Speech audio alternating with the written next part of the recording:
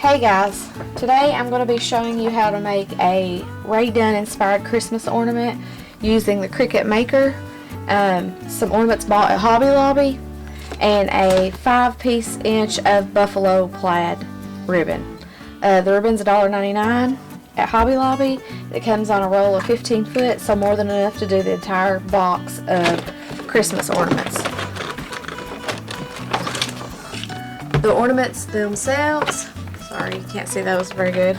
$9.99 at Hobby Lobby for a box of 12. So the first thing I done is I went online to defont.com and downloaded the skinny font, and it's free and you can get it, and it's really similar to the font that comes on the Rae Dunn products. So you just want to weed it. Take your time because these letters are tiny and they will peel up. If you don't have a Cricut maker, you could also use a Sharpie, or you could go to Etsy and they have some pre-cut vinyl. You just order that and then you can just put it on your ornaments. Weed it. Let me see. I almost have it.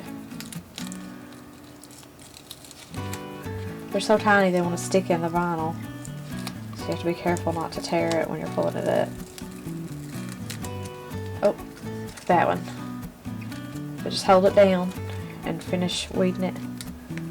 There you go. And then get the O out. Pull that O out, the center of it. Sometimes it's a little more difficult than it should be. Got that.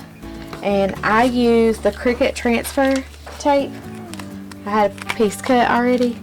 Let me see. Cut us another piece. You can also use the contact paper that you can purchase at Walmart. It's $6, I believe, for a huge roll of it, and it works good too. So you just want to put this on here. I had a little scraper and I've misplaced that, so I've been taking my lighter and just doing it.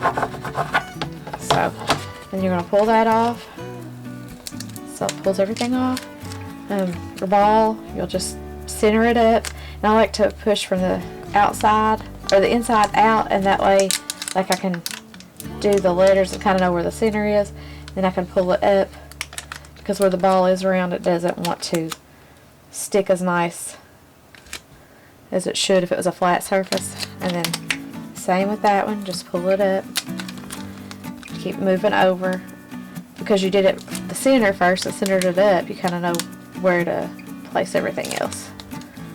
Well, maybe.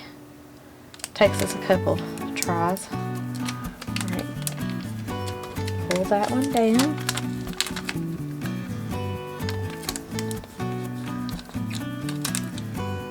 Pull that one down. And your last letter, pull it down. That J is giving me trouble every single time. Hold it if you have to. Pull it. Smooth your letters out. Make sure that they're on there really good. Take your buffalo plaid. I cut about a 4-inch piece of it, and you're going to fold it in half. Loop it through.